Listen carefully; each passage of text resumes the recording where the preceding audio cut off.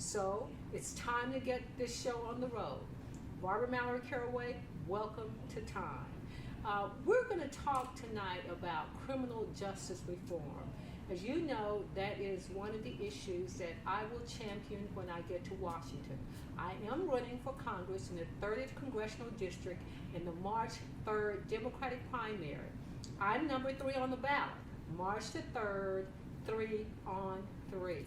But what is also more important is that if you haven't registered to vote for the primary, if you didn't do it by February the 3rd, you can't vote in the Democratic primary the primary period.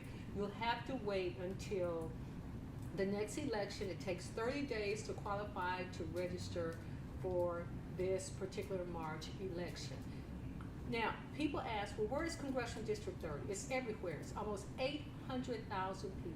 800,000. And that is why it takes so much money to run campaigns. If you'd like to contribute to my campaign, go to Barbara Mallory Caraway for Congress.org and make a contribution. Bernie Sanders raised over $25 million in the last quarter, which was, this is February, so it would have been October, November, and December. He got small donations, about $2.70. We have to buy yard signs, but when you can't do that, you go on social media and talk to your friends.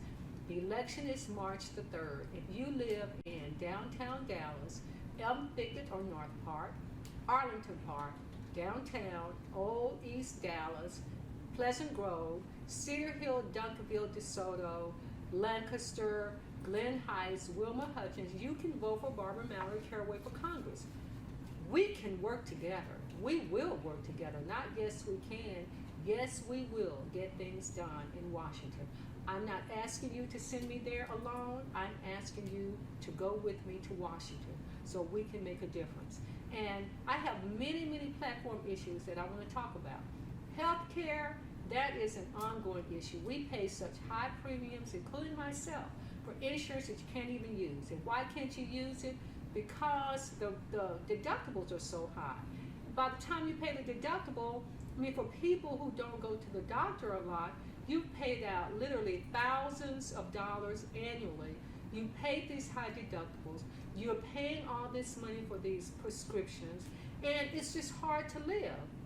So on top of that, many people don't have health care because they can't afford it. Then you have really the senior citizens who's qualified for Medicare and Medicaid, and then you see that Donald Trump is trying to even take that away. So you have to vote. You have to be engaged. I know in this political climate that you're discouraged, but you shouldn't be. You should be motivated to get out and make your vote and make your voice count. Okay, you saw what happened in the Senate last night. There was supposed to be this trial of President Donald J. Trump. They didn't call not one witness, not one. And so the question is, how can you have a trial and you call no witnesses? How many defendants would like the concept that I'm going on trial, but I don't have to even, they're not going to call any witnesses. And then you have a judge that says, I don't care what this defendant has done, I'm going to acquit them without calling any witnesses. What kind of fair judicial system is that? Now, for those people who are truly innocent, that's a good thing. But for those who know that they committed a crime, they're going to get off scot-free because you're not going to call any witnesses. You're not going to be able to corroborate any type of testimony, any type of evidence that has been presented. That happened with Donald J. Trump. But what Nancy Pelosi did at the State of the Union address last night, she literally tore up his speech. Donald J. Trump wouldn't even shake her hand. How unpresidential is that? What an embarrassment, I think, because it doesn't show any kind of professionalism, especially when the whole world is watching. Well, I was talking to someone about that today, and what I said to them was Nancy Pelosi really doesn't owe anybody anything. She is from a very influential family. She's not rich, she's really wealthy. And she has been in this position for so long, okay, at least she understands the process and the procedures. But that was so disrespectful. It was, to me, that was very disrespectful. So you had a trial, no witnesses, and now it is, as the kids say, it is on. Because this whole cycle, presidential cycle, he's gotten that out of the way, and you've got to move on. Now, here's the problem with the Democrats. I'm a Democrat, always have been. But you have this issue of Iowa. What happened in Iowa? They are now questioning the legitimacy of that even election. But it's not as if you and I, like when we go to the polls, you show up at the polls, you have a ballot, you get your ballot, you run it through the machine, they tally your vote. In addition to that, you know where you're going to be voting. You know the polling places because, there's a little echo, you know the polling places because they've been advertised. Now, I'm sure in Iowa they do too, but here's the deal. They're canvassing, which means that you're proxying a vote. You know, you raise your hand, the majority of the people say, this is who I want to vote for, and then they count the votes that way. So now the legitimacy of that particular count is in jeopardy because they don't know there was this app that was used by this company. It malfunctioned. Supposedly they had a backup, the people who held the election had a backup method with a ballot, but we don't even know about that yet. So we got to see what's the outcome of that. The reason typically and historically Iowa has been important is because Iowa sort of sets the trend and the standard about who's going to be the nominee. But that's not always the right thing, as I've shared with you before. It's not always true and tried and believed to say that whoever wins Iowa is going to win the presidency, but it sort of set the standard for people to say, okay, this person won Iowa, so here they are. Not true. We got to watch and see what happened. They were saying that this Mayor Pete Buttigieg and Bernie Sanders are neck and neck, and then you have, I think, Elizabeth Warren and then Joe Biden. But they spent millions and millions of dollars in Iowa to be able to win this caucus. But you got Perez, who's the chair of the Democratic National Committee, who's saying that you really need to do a recanvassing. So watch and see what happens. Wake up. They're saying stay woke. Wake up first. Wake up to see what is happening in this political arena. People who want to, particularly to keep you disenfranchised, do not want you to vote. They want you to feel discouraged because if you don't vote, there's no calculation. There's no vote. There's nothing for you to determine whether or not your voice really counts. Then after that, don't just send us anywhere, whether it's the city council, where it's the county commissioner, where it's judgeship, whether it's Austin, whether it's Washington. Make us accountable for your vote. I will, yes I will, yes I will be accountable to you, and yes I will be a representative that will be on the deck, feet and hands on deck, to make sure that your issues and your positions are heard. So now we're moving into this, and March the 3rd is what they call Super Tuesday. That's when the majority of the states will go in and they will cast their vote. This is called a presidential election because you elect a president. That's in November because, as I've always like to use the analogy, it's like the NFC and the AFC. You're fighting for the championship, and then you move on to the Super Bowl. I want to go to the Super Bowl. I want to go to November. I want to go to the November election, but I can't do that if you don't go out and vote, especially the young people. And we want to make sure that they understand that their future is at stake. Everything, whether it's education, whether it's student loan debt, whether it's money to become an entrepreneur, it is all in your hands and the vote. But, you may be doing okay. For those viewers who are watching me, you may be doing okay. And what I'm going to do, I can see like this, but I can't read without my glasses. So that's being real. That's being, as they say, 100. I'm going to wave at you all. I'm going to wave. And I don't know, again, so you'll see me waving. So I don't know if I am bored, okay, so you're watching me, so you won't be. Good to see you, good to see you. So we're going to make sure that everything, you tune in to Barbara Mallory Caraway, and it's time.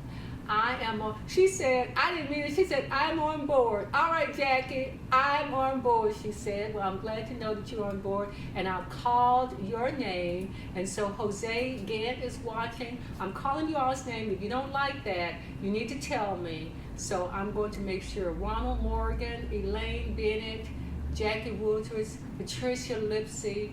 Good to have you all on board. Good to have you watching. And I'll do that as we move on. But Barbara Mallory Caraway, time. It's time for us to move on to another segment.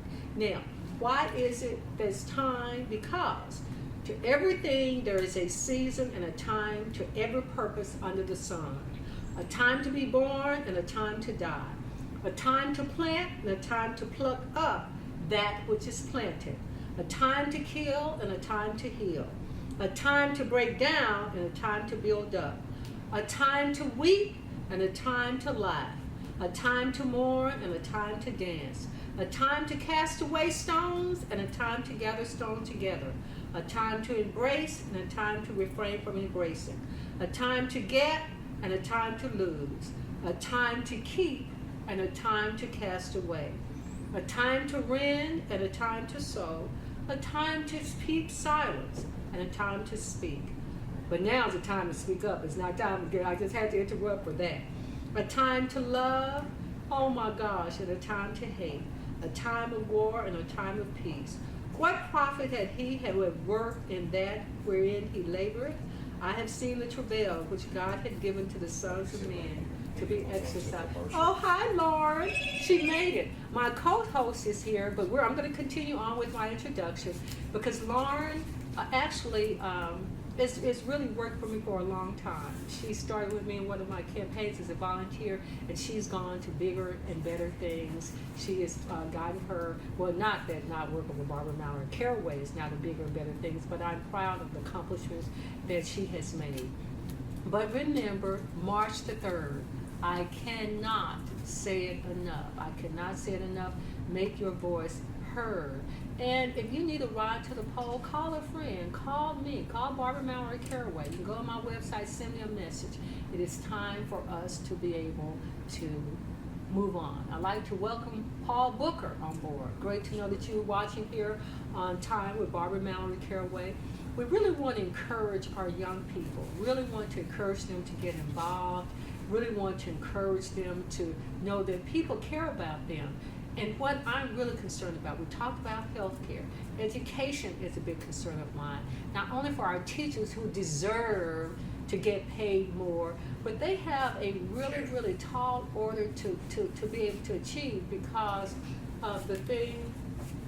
We're going to be coming up with a commercial just a moment. Hi, he's waving back. So we're going to come up with, are we ready for our commercial now? Just give me a little, we're going to give me the little signal so I won't just keep talking.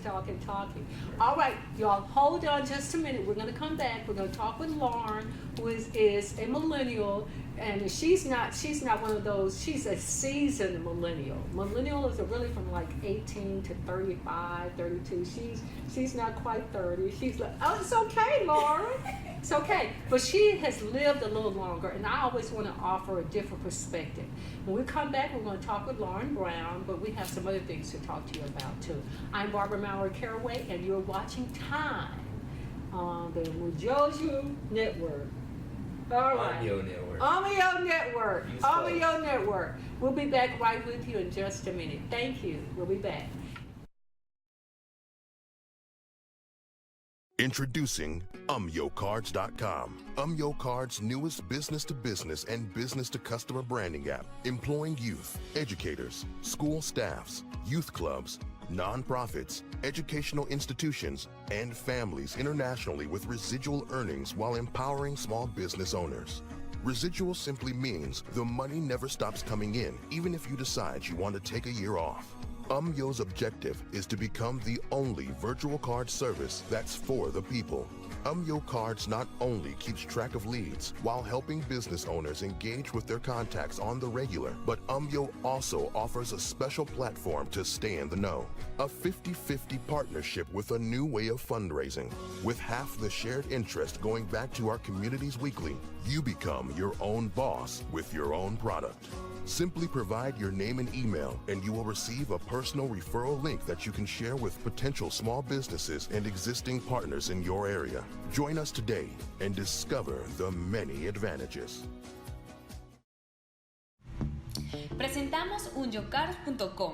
Unyocars, la nueva aplicación de marca de empresa a empresa y de empresa a consumidor que emplea a jóvenes educadores, personal escolar, clubes juveniles, organizaciones sin fines de lucro, instituciones educativas y familias a nivel internacional con ganancias residuales, mientras que empodera a los propietarios de pequeñas empresas. Residual simplemente significa que el dinero nunca deja de llegar, incluso si decides que quieres tomar un año libre. El objetivo de Unyo es convertirse en el único servicio de tarjeta virtual para la gente. Unyo Cards no solo realiza un seguimiento de los clientes potenciales, mientras ayuda a los propietarios de negocios a interactuar con sus contactos de manera regular, sino que Unyo también ofrece una plataforma social para mantenerse informado. Una asociación 50-50 con una nueva forma de recaudación de fondos, con la mitad del interés compartido, volviendo a nuestras comunidades semanalmente.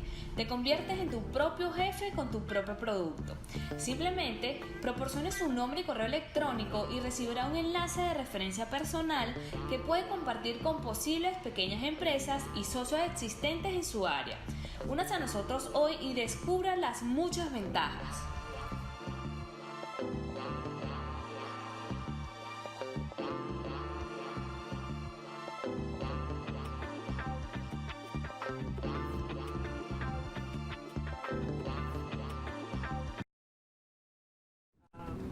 Network.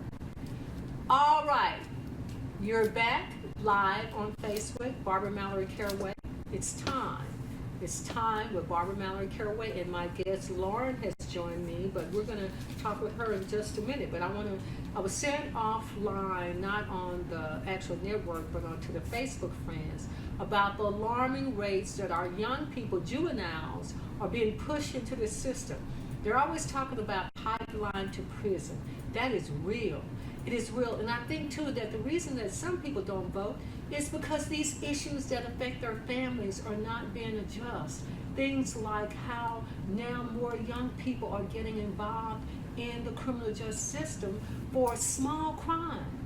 I know that Judge Cuso was not judge anymore. He's actually, our DA is being criticized because he said that he's not going to make these arrests of people with small amounts of marijuana. Well, when you look at the criminal justice system, that is why the majority of our people are in prison. This 1994 crime bill has landed more African American men and minorities as a whole in prison.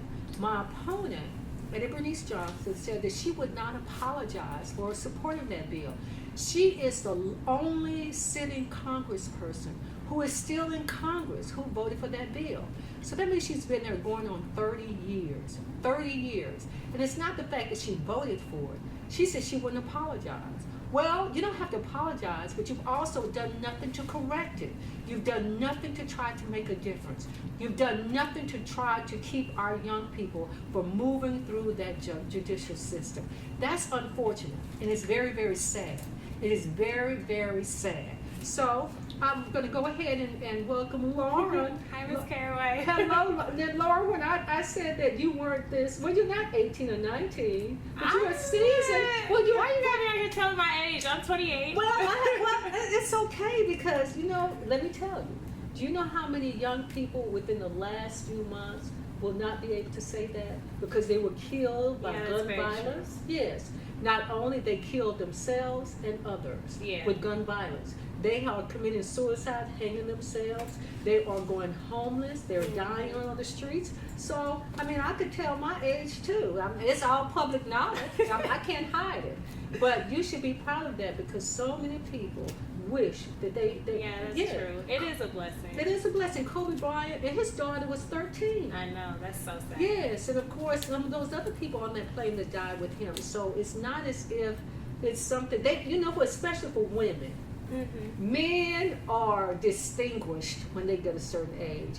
They don't mind not letting their hair go gray. Here we are coloring our hair and all of that, but they're distinguished and women are aged. Now, how unfair is a system of that?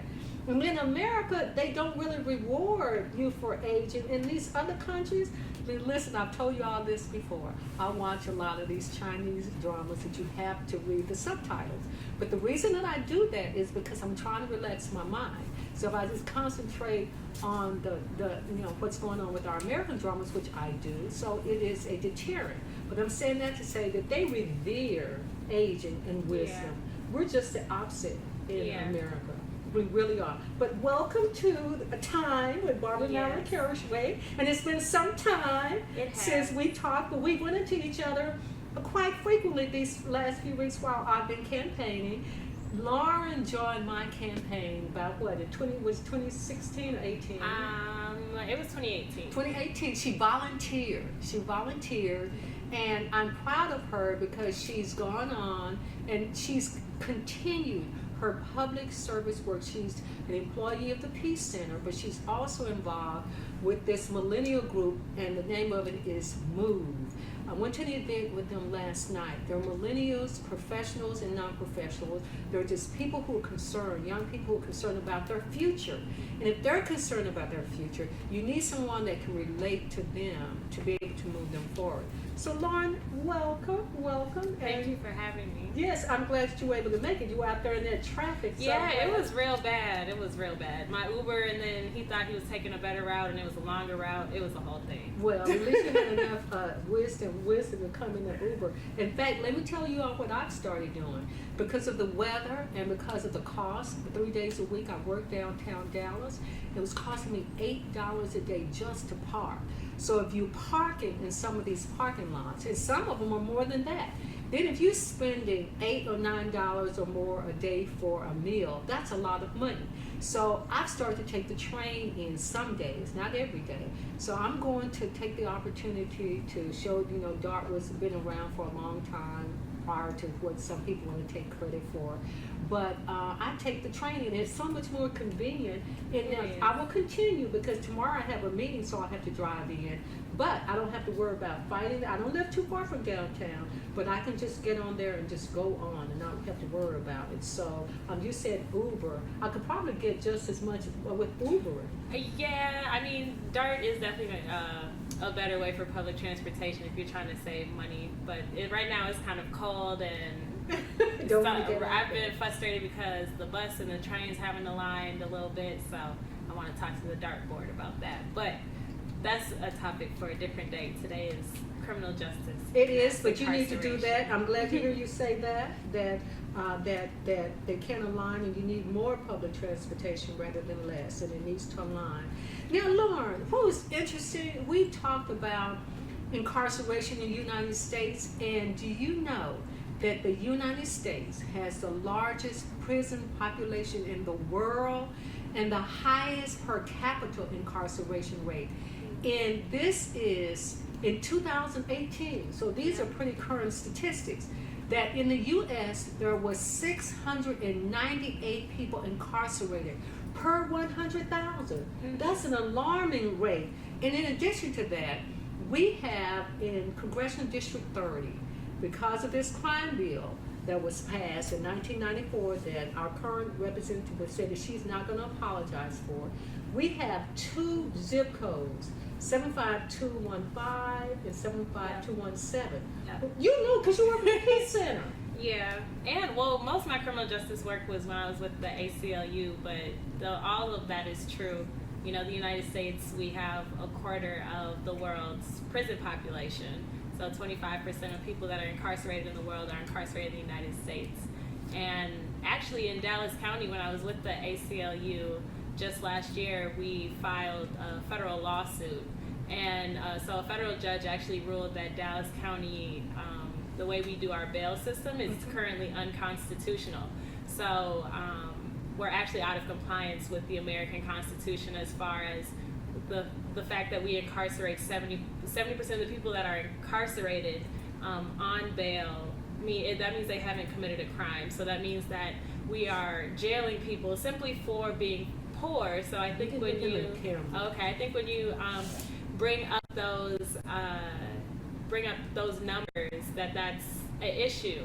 especially in Congressional District 30, District 4, and all of, the southern sector here in Dallas. And most of these, are they violent or non-violent offenses? Most of them are non-violent offenses. So exactly like you said, marijuana charges. That's why District Attorney John Crusoe has invested so much of his career in diversion courts and things like that, because we know that drug sentences across the board, even for something like marijuana, are not equally distributed. White people historically have always been given lesser charges, for the same substances. That goes all the way back to the crack era, when it was crack cocaine versus powdered crack. You get charged more for having rock crack instead of powdered crack, and that was directly tied to who was using what product. Mostly older, wealthier white people were using cocaine, and mostly younger inner city folks could only get access to crack rock. So things like that have always been in our system.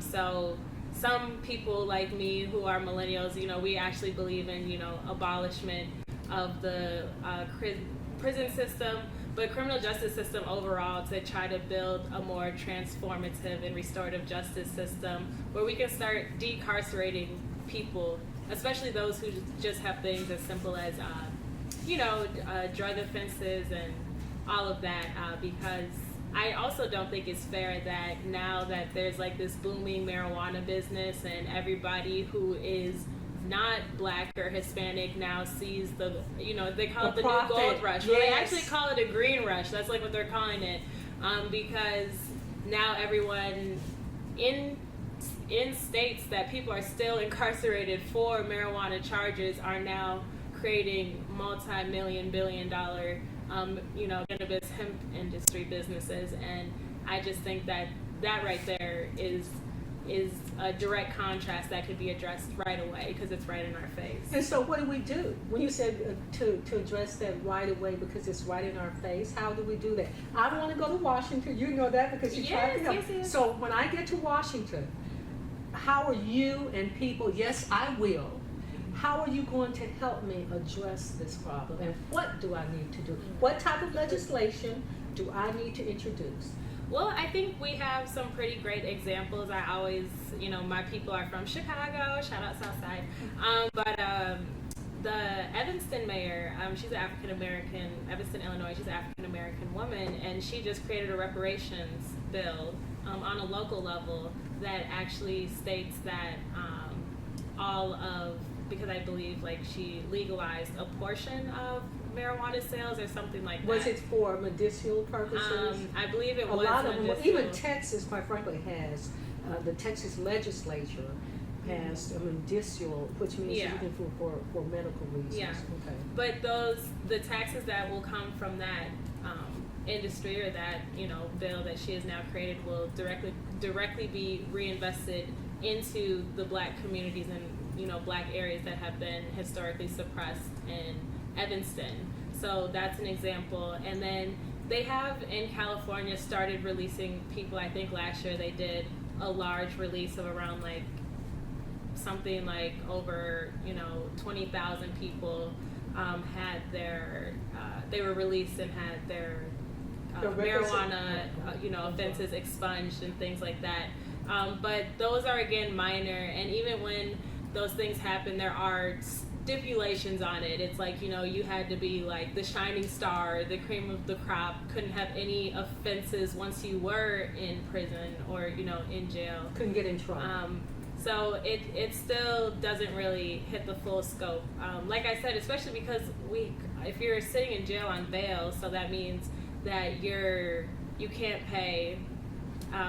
If you get arrested, your ticket usually has a fine on it, and to get a bond would pay 10% of your fine. So if you have a $500 ticket, which surprisingly is really hard for a lot of people to just have $500 on you. I know I don't got $500 just sitting on me, so I might be sitting in jail. But you could get a bail bondman and he would pay $50, or he would give you the money, he would give you $50 and you would pay, and then you would pay the remainder of it to the bail bondsman, which is a whole nother issue and scam in my opinion, because when you add on like interest, tax, and all of that, you're really paying back like tenfold, and for some people you get into a trap for the rest of your life that you could never pay it off, and now you got bounty hunters after you, and that sort of thing. So it's really a slippery slope. So I just think the bail system needs to be completely eradicated.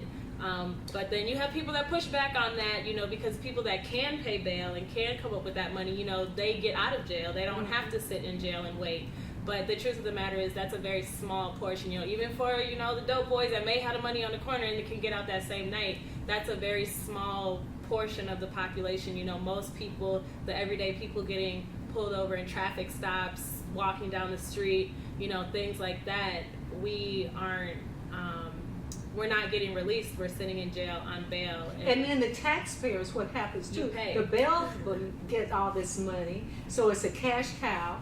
And then you turn around that the taxpayers are paying for the incarceration and the housing of these people. So, I mean, it's all about the money, you all. That's why I tell you, it's all about the money. That's why you need to watch what happens to your money. And that's what means that you need to vote. It is imperative that you have your voice heard. It is very, very important. So let me ask you this. So, when may I put you on the spot about your position? You want to talk about whether you are or are not for the legalization of marijuana? Okay, I'm definitely for the legalization of marijuana for a lot of reasons, but I think that, I mean, first and foremost, it's not a harmful drug.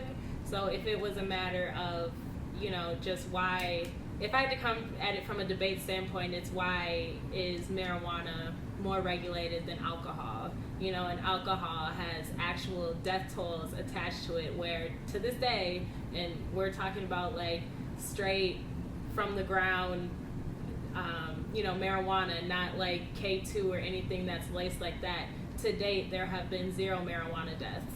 So if you even compare that to alcohol, it's like we don't regulate alcohol on the same scale we regulate marijuana. You know, there was an era called prohibition. I do. So people joke. I mean, my millennials, we joke that marijuana is the new prohibition, but it's kind of not in a way, because I mean, I feel when prohibition happened, that affected black people and white people similarly. And we weren't the bootleggers. We weren't right. And we weren't the right. It was the Al and, you know, all the white men doing the crime. And they most of them lived to tell tale, kind of, not Al Capone, but whatever.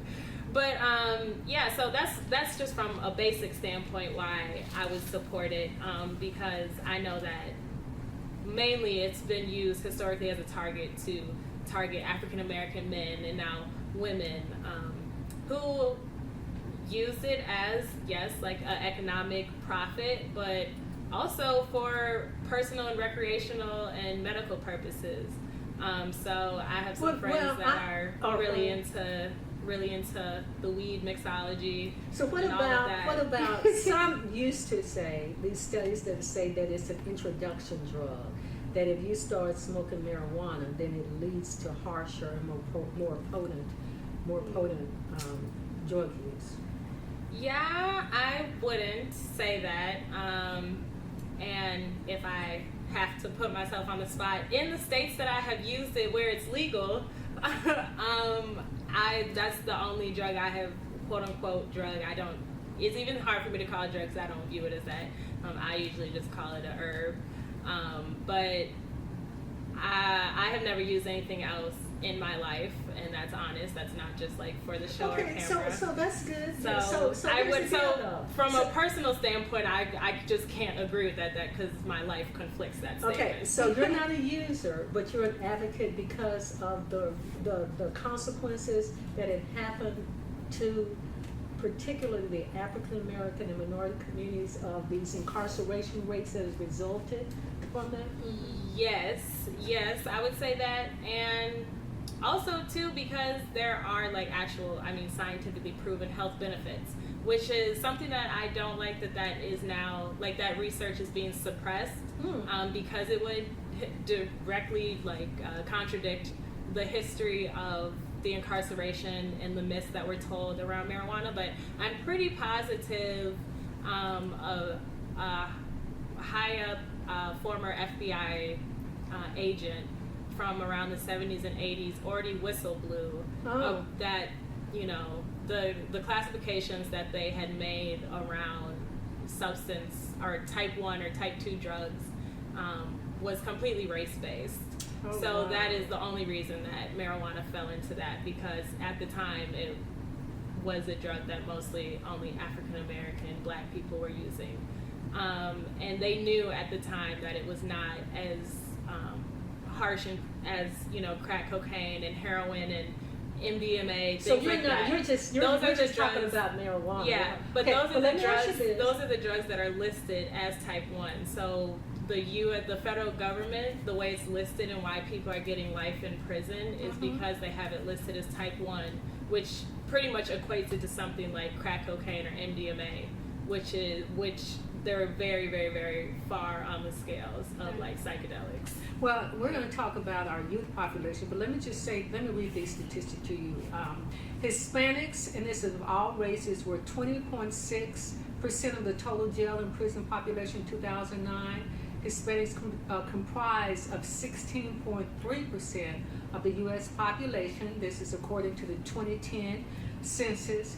Also in 2010, adult Black non-Hispanic males were, and that just means you Black, non-Hispanic means Spanish speaking, but so in 2010, adult Black non-Hispanic males were incarcerated at the rate of 4,347 inmates per 100,000. Adult white males were incarcerated at the rate of 678 inmates per 100,000. And here's the sad thing about it. Here are the statistics about the breakdown of the population. Okay.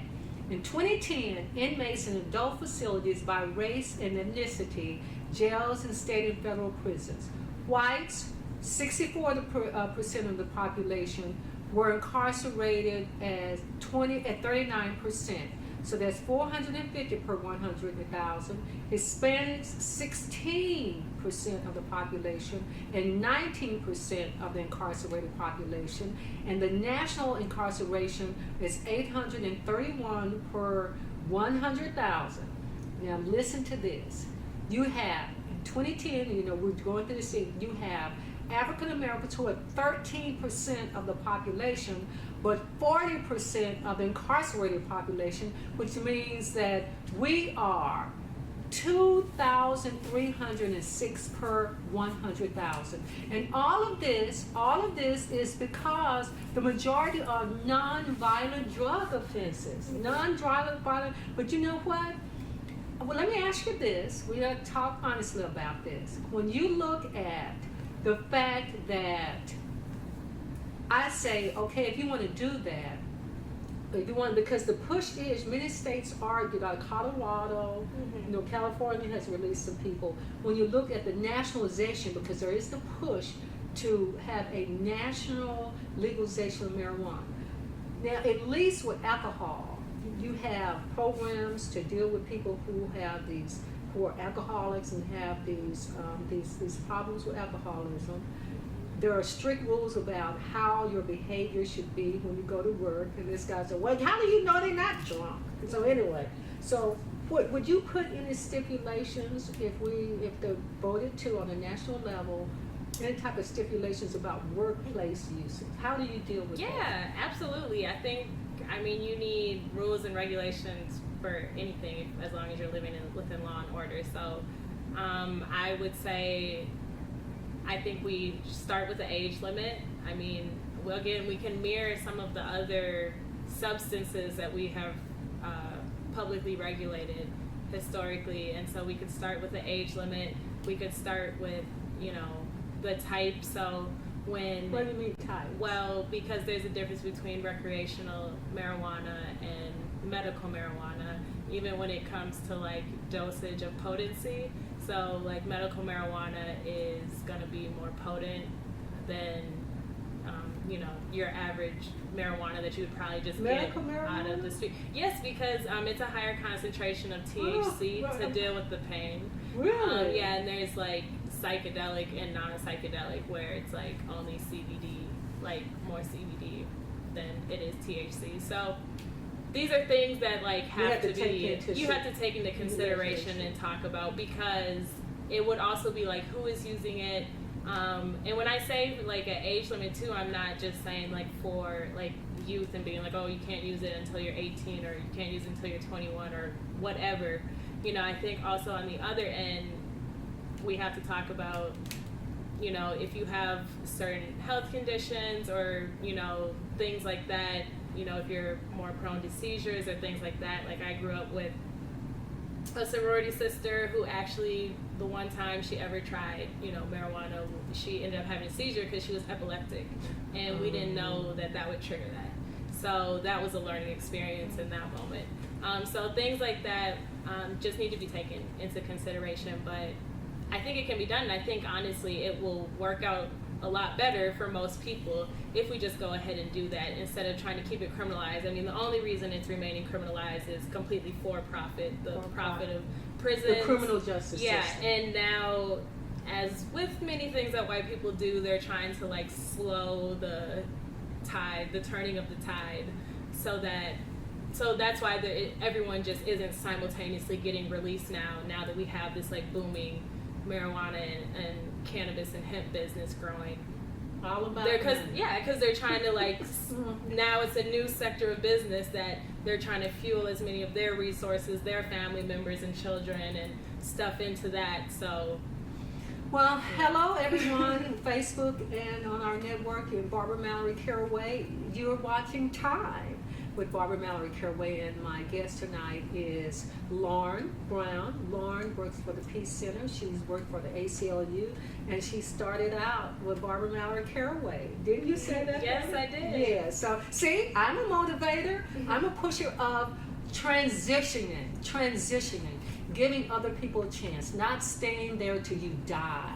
Literally want to die in an office. That is so terrible. But we as voters and we as people have to make that difference. Now, let me talk about this, because when we're going to take a commercial, we'll be right back, and then let me tell you when we come back.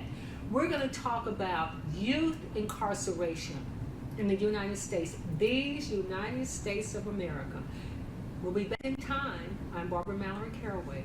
We'll be right back.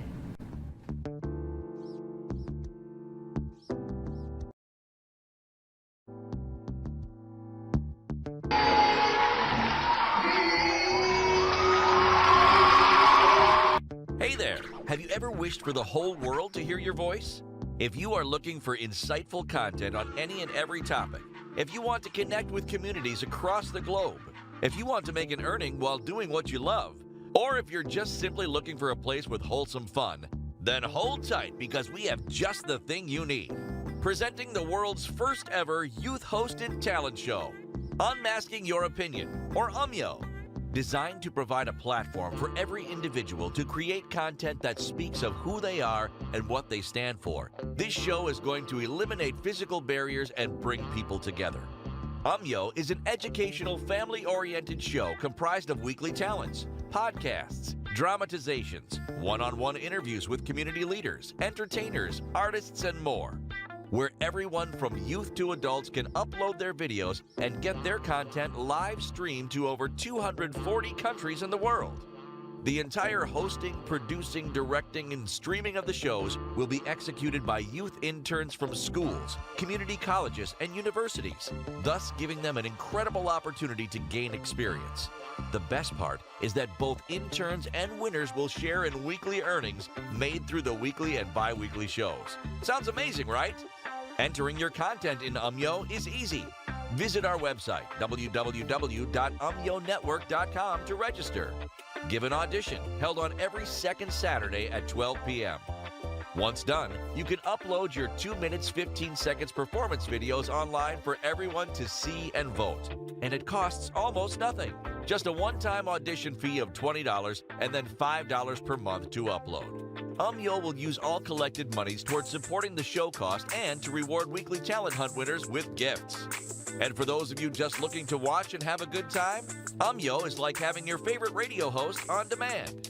So, whether you are a creator, intern, or viewer, visit www.umyonetwork.com to join the next generation of frontier media now.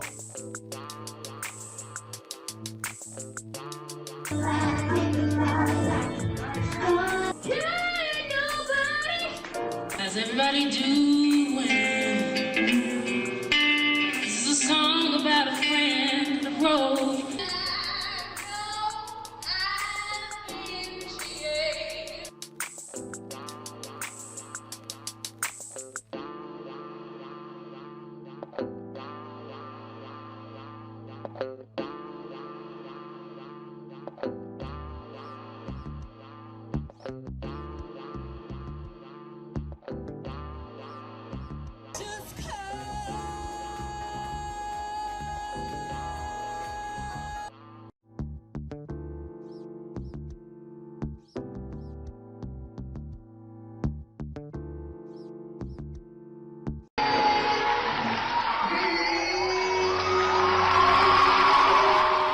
Presentamos el primer programa de talentos organizado por jóvenes del mundo, Desenmascarando tu Opinión, o UMYO. UMYO es un programa educativo orientado a la familia, compuesto por talentos semanales, podcast, dramatizaciones, entrevistas personales con líderes comunitarios, artistas y más, donde todos, desde jóvenes hasta adultos, pueden subir sus videos y transmitir su contenido en vivo a más de 240 países en el mundo. El alojamiento, la producción, la dirección y la transmisión de los programas serán ejecutados en su totalidad por jóvenes pasantes de escuelas, colegios comunitarios y universidades, lo que les dará una oportunidad increíble para ganar experiencia.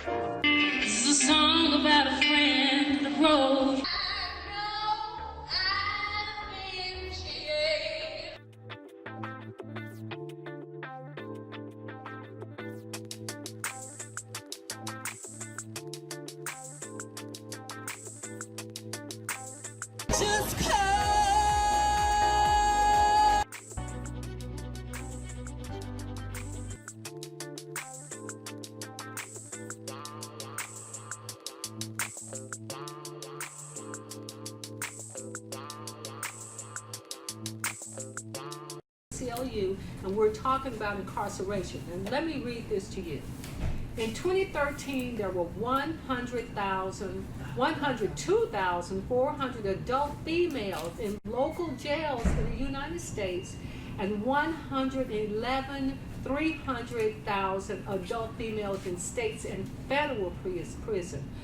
With the United States, the female rate of incarceration increased fivefold in 2 decades, expanding in 2001. The increase occurred because of increased prosecution and convictions of offenses related to recreational drugs. Now remember, my opponent, your incumbent, voted for that 1994 tough on crime bill that she refuses to apologize for. And you don't have to apologize. You should have done something to help the correction. But here we go. Again, you have the fact that I want to talk before we go, because this is about youth incarceration. I want to talk about that a little bit, because that's who we're really facing or focusing a lot on, our youth. I'm going to go ahead. We only have about 7 more minutes left. But through the juvenile courts and the adult criminal justice system, the United States incarcerated more of its youth than any other country in the world. This is a reflection of a larger trend in incarceration practices in the United States. We already talked about the adult incarceration. This has been a source of controversy for a number of reasons, including the overcrowding and violence in youth detention centers and facilities, the prosecution of youth as adults, and the long-term consequences of incarceration on the individual's chances of success in adulthood. In 2014, The United Nations Human Rights Committee criticized the United States for about 10 judicial abuses, including the mistreatment of juvenile inmates.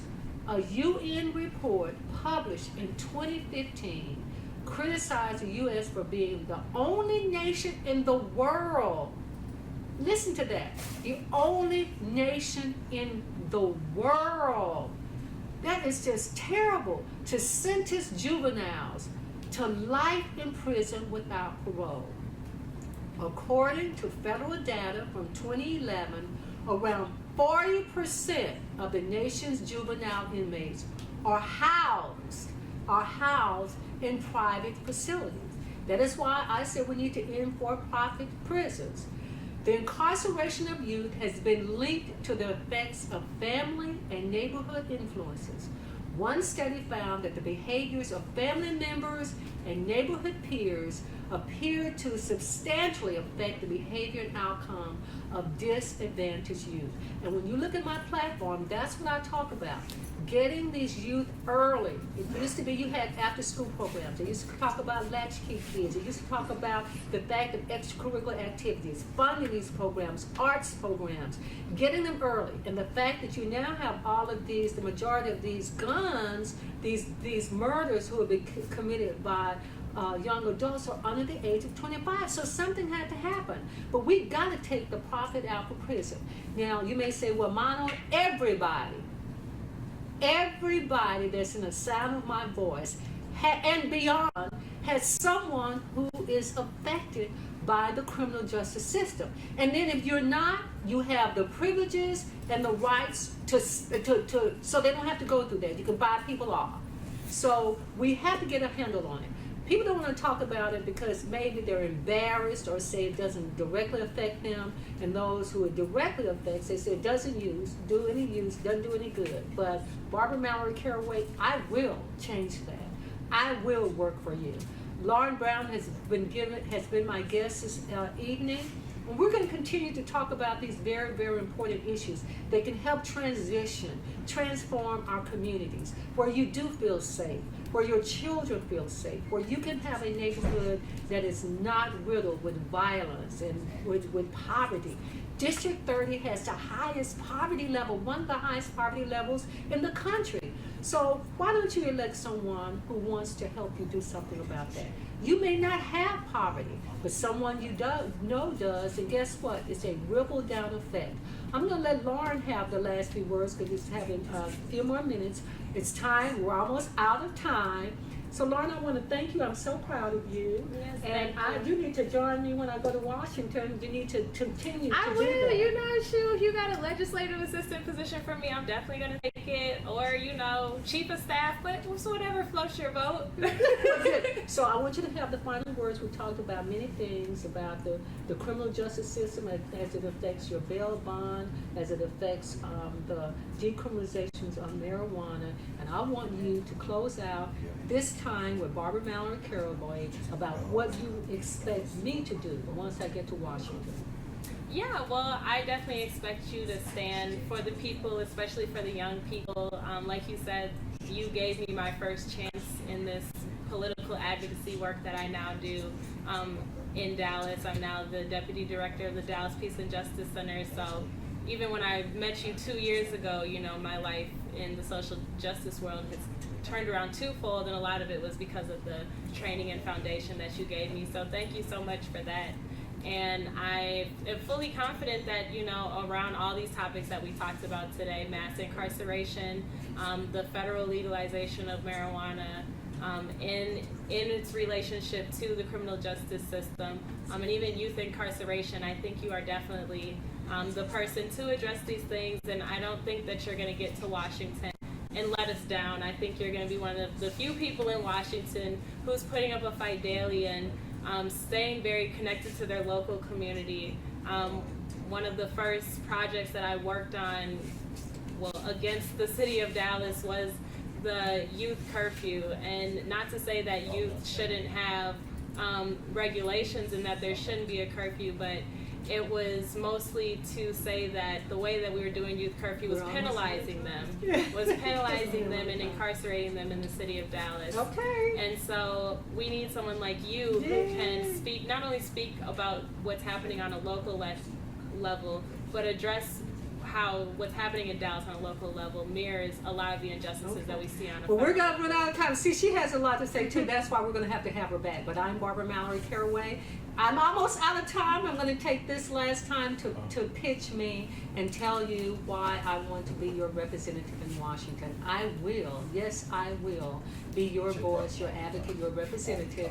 The election is March the 3rd. I'm number 3 on the ballot, 3 on 3. I will, yes, I will, because together, by faith, not by fear, together, we will make a difference. We'll see you next week, same time, same place, 6 o'clock p.m. on Facebook and on our network. Come on, Junior, tell us, I'm going to give you a chance to promote our network if we go out. I have the Your Card up on the actual video, so if you want, you can actually talk about exactly what a Your Card is and explain it. Okay, it's a great thing, and we're out of time now, but we're going to have Greg Senior, I don't to come on and talk about that. I want to kind of stay true. Tell them right quick. 2 minutes, a minute. What it is was that we're all. So basically, her card, it allows you to share it. So if you want to share her link, watch her videos, see her videos, any podcast. If you missed it, all the videos will be up there. If you want to donate, you can click on that. If you want to know where she's going to be at during the polls, you can click on that. It has a map app. If you want to text her, hit up on social media. I'm getting out of here. See, they have lots of things to say about me, but I'm going to be true to time. Actually, I am going to say this. Greg Terry Jr. served in the military.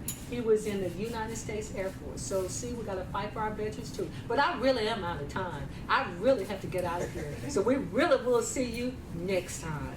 Time to go. I'm Barbara Mallory Caraway. Thank you for joining me. Thank you, my guest, Lauren. Coming up next, more Talk About You on another show.